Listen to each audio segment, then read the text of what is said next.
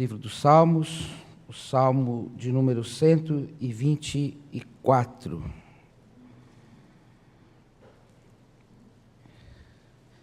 Mesmo assentados como os irmãos e irmãs se encontram, mas com reverência à palavra de Deus e ao Deus da palavra, vamos fazer a leitura. Eu peço que os irmãos e irmãs nos acompanhem na leitura.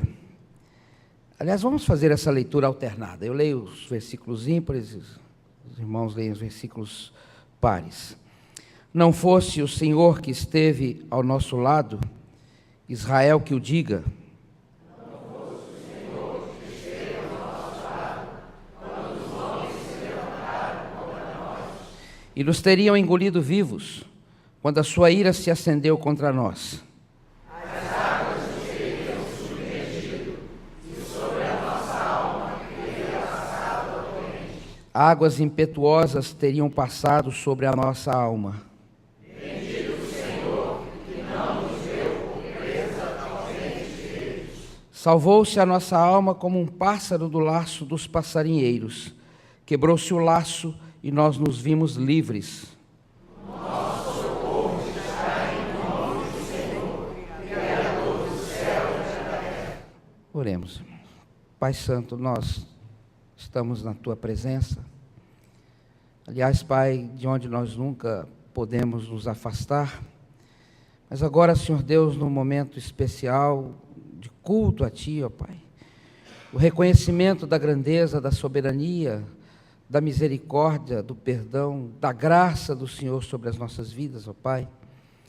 E, ó Pai, quando lemos a Tua Escritura, nós pedimos, Senhor Deus, que na Tua bondade o Senhor permita, Senhor Deus, que possamos nela refletir, Senhor Deus, possamos meditar na Tua palavra e que as palavras dos nossos lábios e o meditar do nosso coração sejam agradáveis na presença do Senhor, Pai. Fala, Senhor Deus, ao nosso coração, para que possamos falar ao coração do Teu povo, Pai. No nome de Jesus. Amém. Quem aqui, esta manhã, nunca foi surpreendido com alguma notícia triste? Com uma enfermidade na vida de um ente querido, a morte, ou mesmo alguma outra tragédia que aconteceu na vida de alguém conhecido. Quem nunca foi surpreendido com a notícia de uma doença grave na vida de um amigo? Eu creio que nenhum de nós que aqui está pode dizer que nunca recebeu uma notícia que nos impactou, que nos chocou, porque essa é a nossa vida, né? Muitas vezes somos surpreendidos com notícias tristes. Eu estava chegando no Rio de Janeiro, estava já com o reverendo Leonardo, quando um amigo de Belo Horizonte me ligou, e eu retornei a ligação, e a notícia dele foi: meu casamento acabou.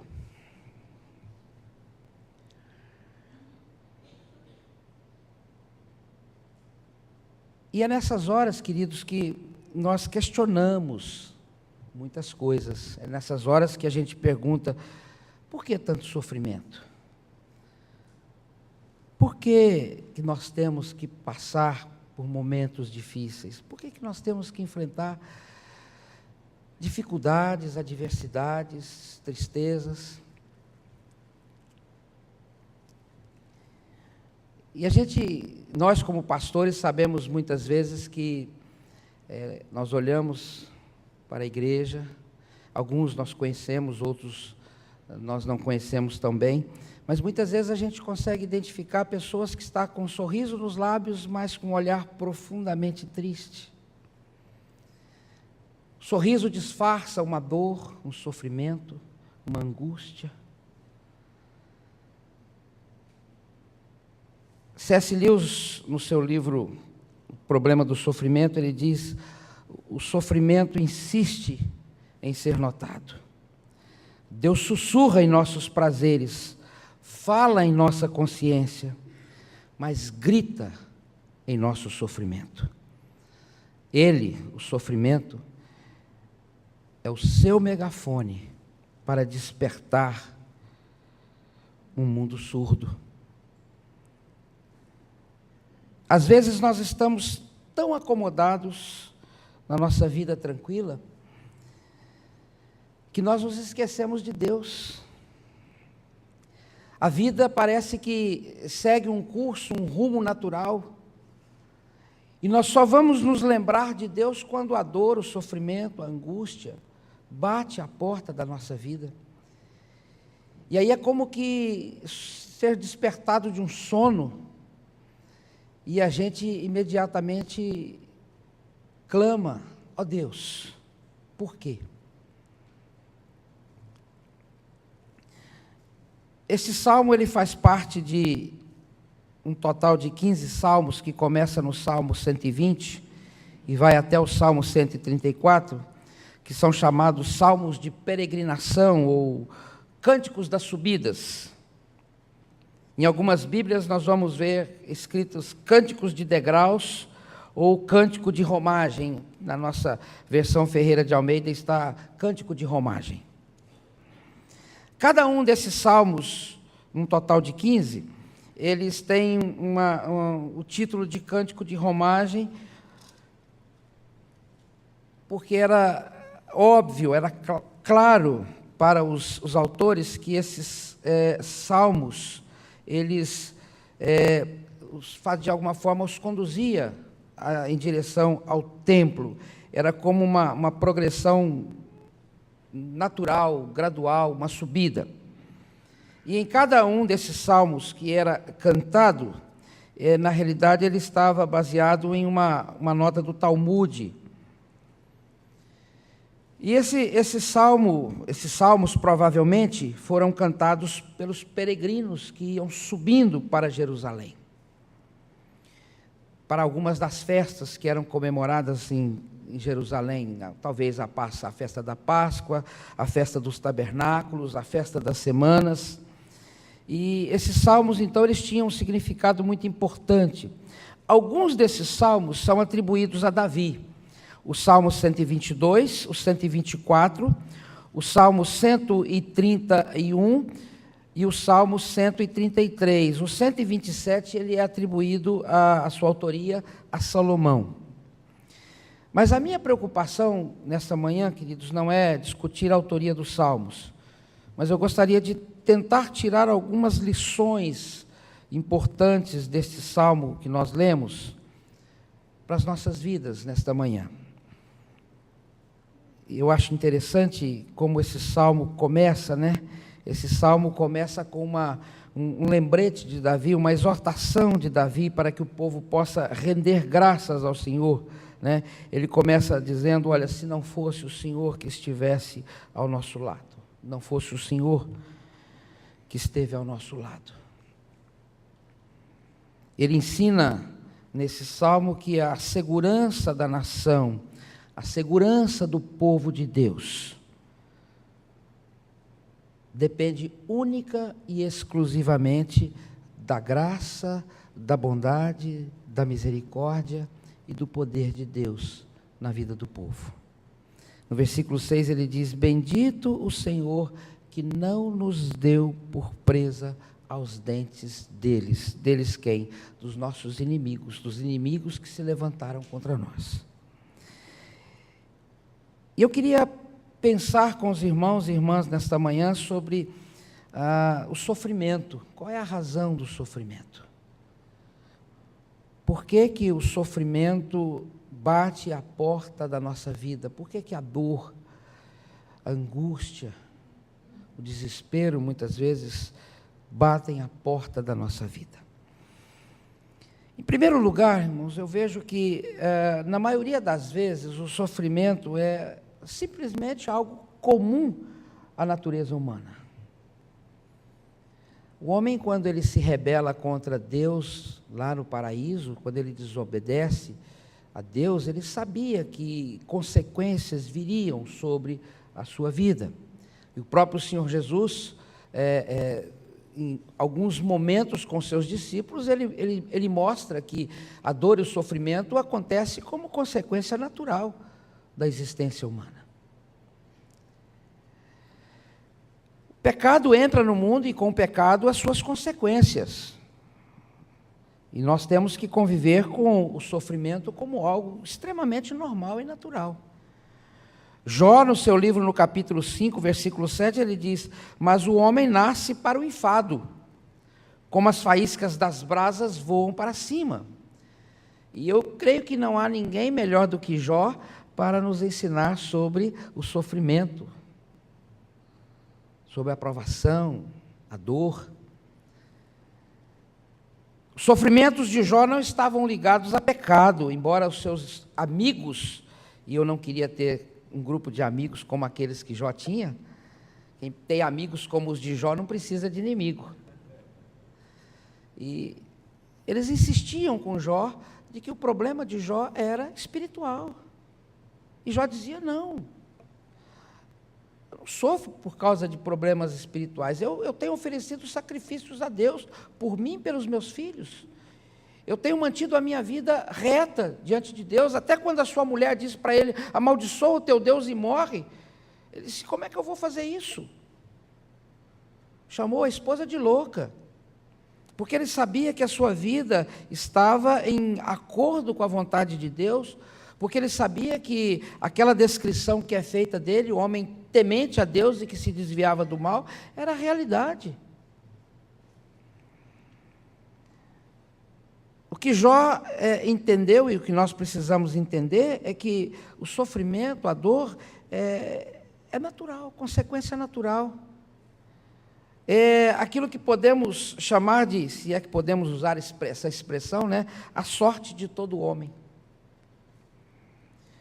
O que Jó diz ou nos ensina no seu livro é que nós nascemos em dor, vivemos em dor, morremos em dor.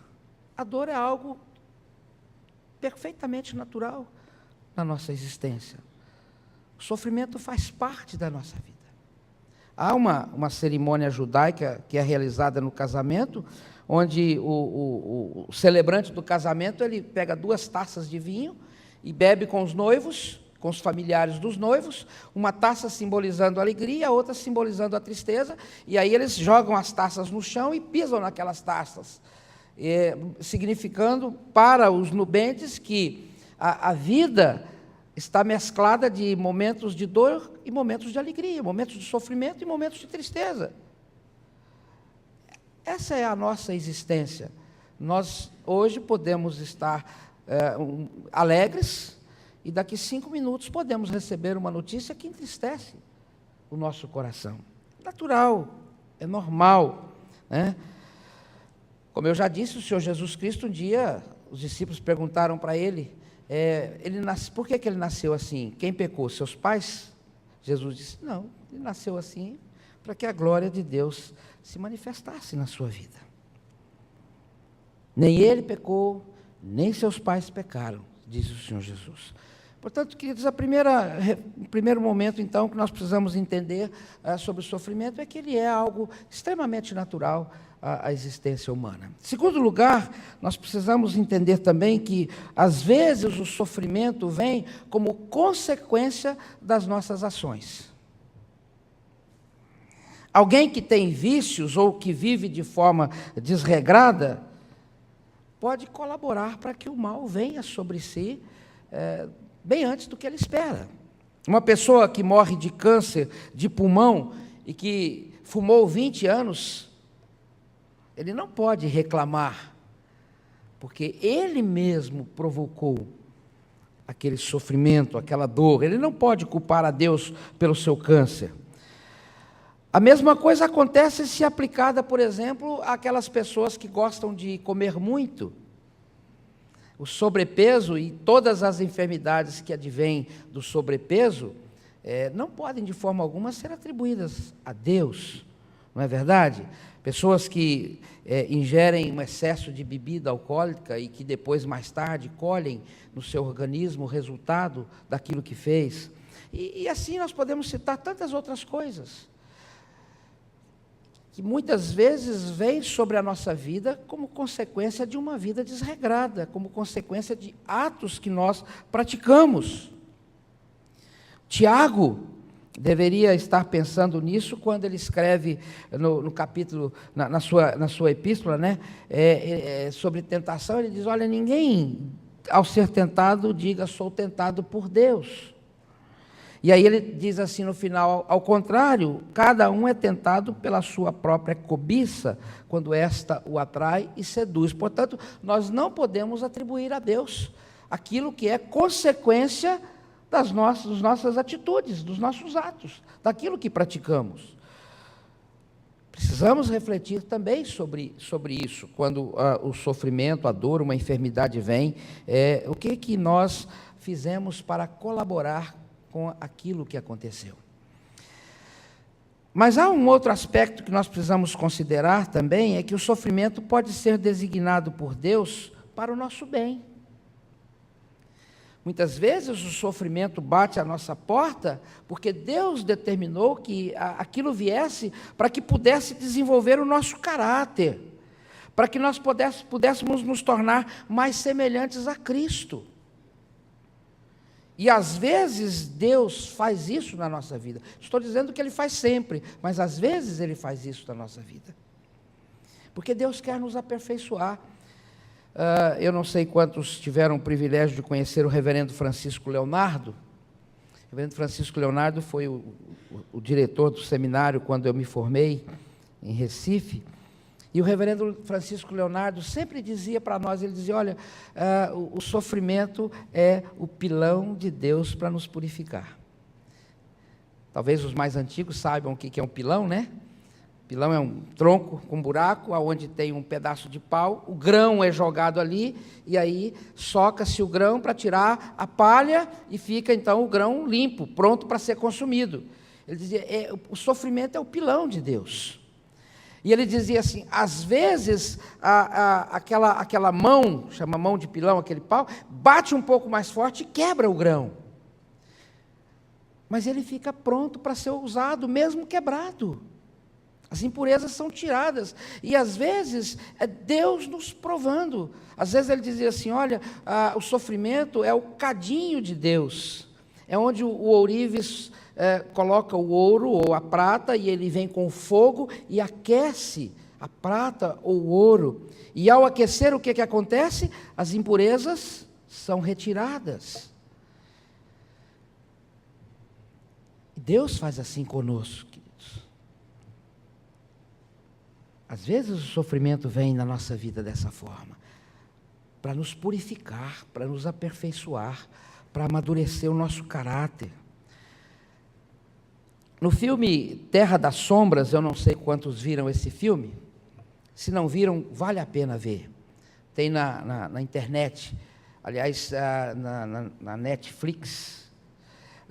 O filme Terra das Sombras, ele é a autobiografia de C.S. Lewis. C.S. Lewis é o meu autor preferido, principalmente as Crônicas de Nárnia, a trilogia cósmica dele, né? Perelandra, Longe do Planeta Silencioso. E é interessante uma cena que acontece nesse filme. Ele cita uma correspondência recebida de alguém questionando sobre uma tragédia que aconteceu em Londres e que 24 pessoas morreram. E o autor daquela carta pergunta para ele, onde estava Deus quando tudo aconteceu? Por que Deus não impediu? Não é suposto Deus ser bom? Não é suposto Ele nos amar? Deus quer que nós soframos? Foram as perguntas que ele faz. E a resposta de C.S. Lewis foi sim. Olha, se a resposta para essa pergunta for sim, aí ele continua dizendo assim, eu não tenho certeza se Deus quer particularmente que sejamos felizes. Eu creio que Ele quer que estejamos disponíveis para amar e ser amados. Ele quer que nós cresçamos. Eu sugiro a você que é porque Ele nos ama, que Ele nos concede o dom do sofrimento. Em outras palavras, disse C.S. Lewis, o sofrimento é o megafone de Deus para despertar um mundo surdo. Veja, diz ele, nós somos como blocos de pedra, no qual o escultor desenha a forma do homem, e a batida de sua talhadeira, que tanto nos magoa, é que nos torna perfeitos. C.S. Lewis tinha uma percepção muito clara de que Deus trabalha o nosso caráter a partir do sofrimento.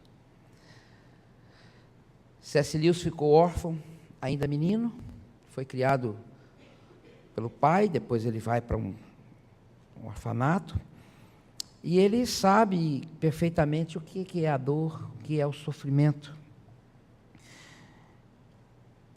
Se nós queremos ter um físico perfeito, um físico forte, sadio, o que a gente faz? Nós trabalhamos com exercícios, com caminhadas, com regimes. Mas se nós queremos ser espiritualmente perfeitos, muitas vezes nós somos trabalhados através da dor, do sofrimento, né? Apenas sentando e nos divertindo, nós não vamos desenvolver um corpo perfeito, um corpo sadio. Da mesma forma, o nosso caráter também precisa ser trabalhado. E muitas vezes ele é trabalhado por Deus através da dor e do sofrimento. Tiago, o irmão do Senhor Jesus Cristo, sabia o que era o sofrimento. Tiago foi conhecido na história da igreja como joelhos de camelo, porque ele passava horas orando de joelhos. E Tiago, lá no seu livro, logo no início no primeiro capítulo, ele diz assim: meus irmãos, tende por motivo de muita alegria o passar por várias provações. Capítulo 1 de Tiago, versículo 2. Tende por motivo de toda alegria o passardes por várias provações, sabendo que a provação da vossa fé, uma vez confirmada, produz perseverança. Tiago sabia o que era o sofrimento e quais os resultados do sofrimento pode produzir no caráter daquele que conhece a Deus, daquele que anda com Deus, daquele que ama a Deus. Mas há uma quarta reflexão que eu queria chamar a atenção dos irmãos, é que o sofrimento também pode ser considerado, na maioria das vezes, como uma forma de trazer glórias para o nome do nosso Deus. O salmista nos ensina isso. Veja, ele diz: não fosse o Senhor que esteve ao nosso lado, Israel que o diga. Não fosse o Senhor que esteve ao nosso lado. O que o salmista está dizendo aqui, queridos, é que toda honra, toda glória, todo louvor pertencem a Deus. Deus não nos abandona, Deus não nos deixa entregues ao nosso próprio destino. Pelo contrário, Deus caminha conosco, Deus está do nosso lado. E nos momentos em que nós vacilamos, Deus nos toma gentilmente nos seus braços e nos carrega. Essa foi a experiência do povo de Deus no deserto. Quantas vezes Deus teve que carregar aquele povo? Quantas vezes Deus teve que andar com aquele povo, empurrar aquele povo? Essa foi a experiência do povo de Deus, e é isso que o salmista diz aqui. Quando os homens se levantaram contra nós e nos teriam engolido vivos, quando a sua ira se acendeu contra nós, as águas nos teriam submergido e sobre a nossa alma teria passado a torrente, se não fosse o Senhor que esteve ao nosso lado. Se não fosse o Senhor que estivesse cuidando de nós, se não fosse o Senhor que estivesse nos amparando, se não fosse o Senhor que estivesse nos sustentando, se não fosse o Senhor que estivesse nos empurrando, nos animando, se não fosse o Senhor que estivesse nos acalentando,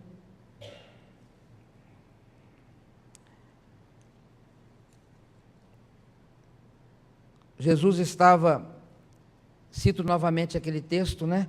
Jesus estava com seus discípulos e um cego caminhou na sua direção, e a pergunta foi: quem pecou? Qual foi a resposta de Jesus? Repetindo: nem ele, nem os seus pais, mas isso aconteceu para que a glória de Deus se manifestasse na sua vida.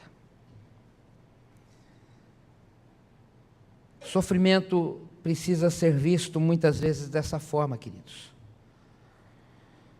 Não meramente como a sorte comum a todos os homens, não algo que nós trazemos sobre nós mesmos por causa da nossa natureza pecaminosa ou conduta errada, e tampouco mandado por Deus para desenvolver o nosso caráter, mas precisamos também ver o sofrimento como uma forma de glorificarmos a Deus na nossa vida.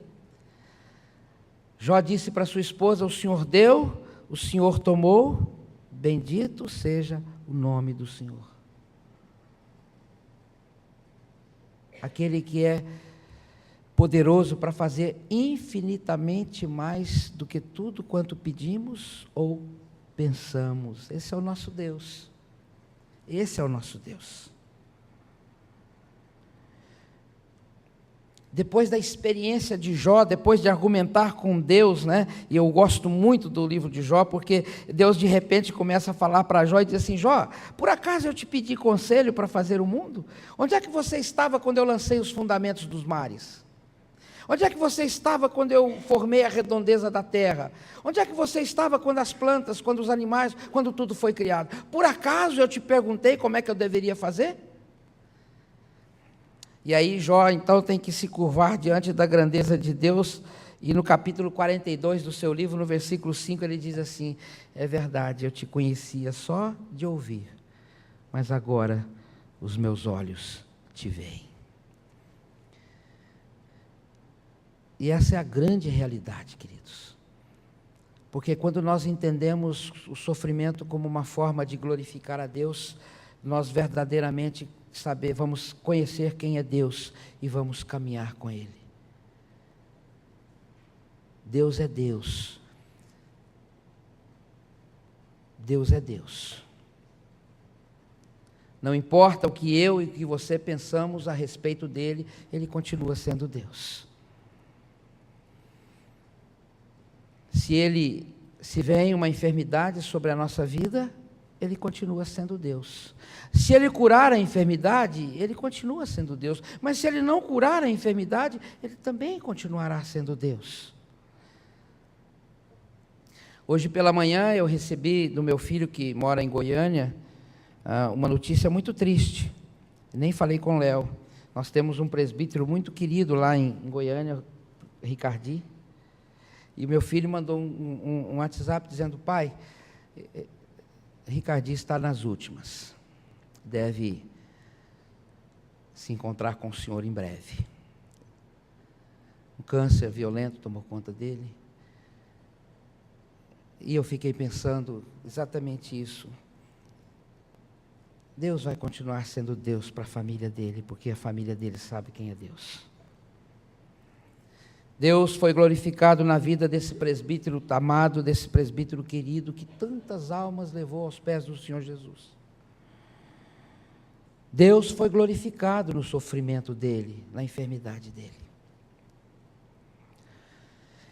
Eu quero concluir citando mais uma vez C.S. Lewis. Eu já citei 2 vezes C.S. Lewis, né? C.S. Lewis faleceu em 1963. Ele foi professor da Universidade de Oxford, na Inglaterra, e ele escreveu a sua autobiografia, um livro intitulado Surpreendido pela Alegria. Vale a pena ler esse livro, foi publicado pela Casa Editora Presbiteriana, Surpreendido pela Alegria. E é interessante que ele conta a sua história de conversão nesse livro. Mas, mais uma vez, citando o livro, o filme intitulado Terra das Sombras, acontece uma cena nesse filme também, e esse filme é interessante que Anthony Hopkins é quem faz o papel de C.S. Lewis nesse filme. E tem uma cena muito interessante. A esposa de C.S. Lewis estava hospitalizada com câncer, uma doença terminal, E ele teve a notícia de que ela teria alta, e ele estava se preparando para buscá-la no hospital, quando o seu pastor chega. E eles travam um diálogo, ele com o pastor diz para ele assim: imagino que você deve estar muito feliz. Eu sei o quão intensamente você tem orado pela sua esposa. E agora Deus está respondendo às suas orações. Ao que C.S. Lewis responde: não é por isso que eu oro. Eu oro porque eu não posso ajudar. Eu oro porque eu não tenho a solução. Eu oro porque a necessidade flui de mim o tempo todo, esteja eu acordado ou dormindo.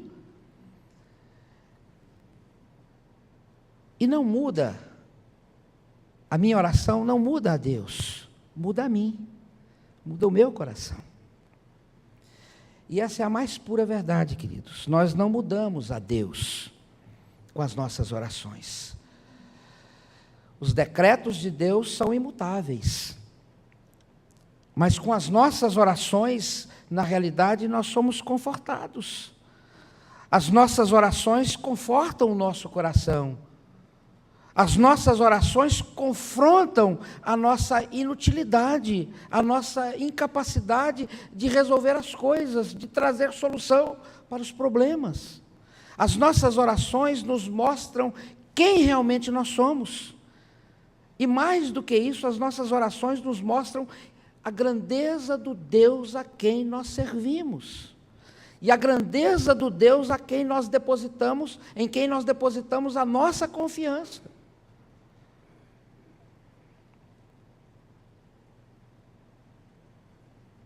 Ao invés de a soberania de Deus se chocar com as nossas orações, na realidade, as duas pressupõem que uma satisfaz a outra e uma complementa a outra e ambas caminham juntas.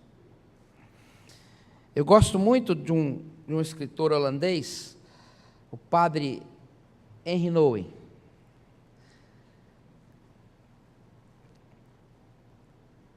Ele nos ensina, num dos seus livros,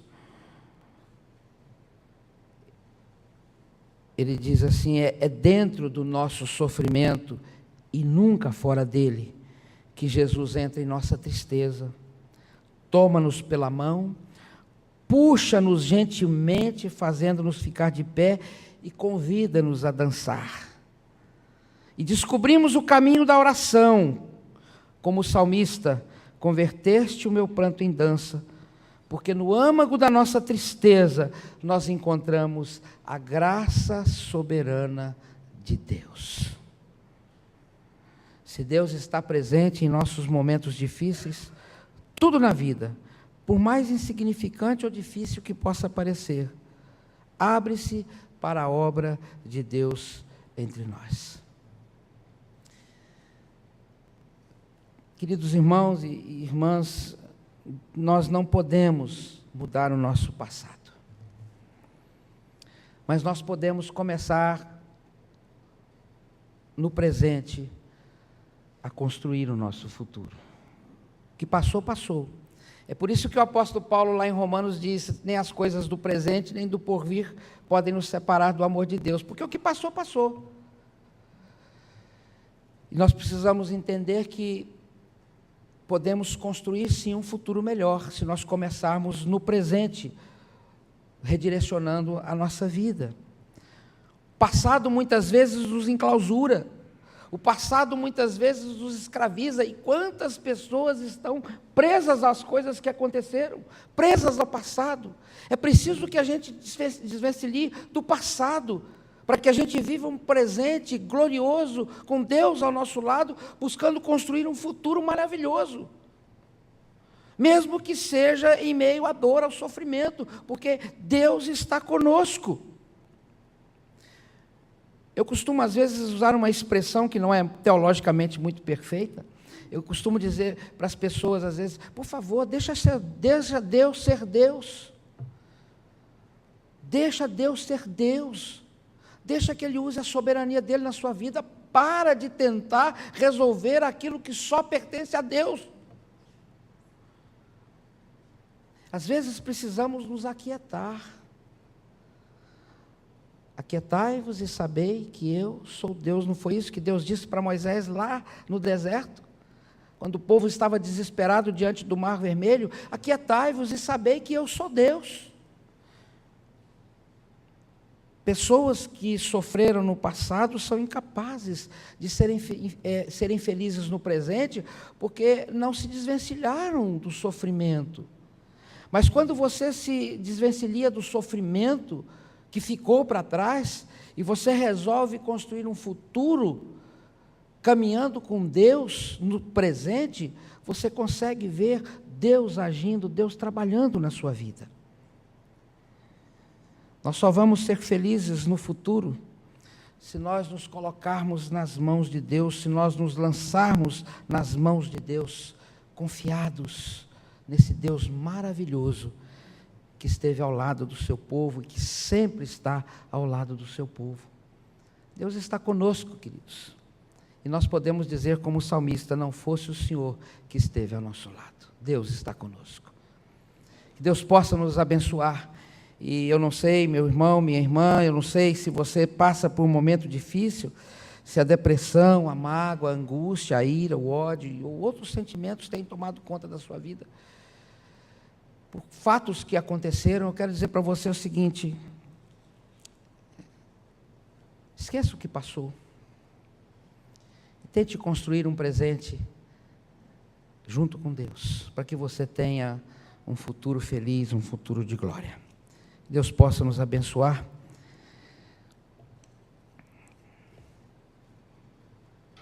Vamos orar, irmãos.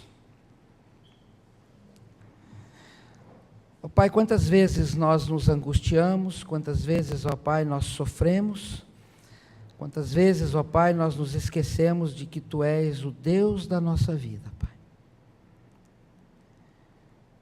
Ó Pai, a dor, o sofrimento muitas vezes batem à porta da nossa vida, Pai, da nossa existência.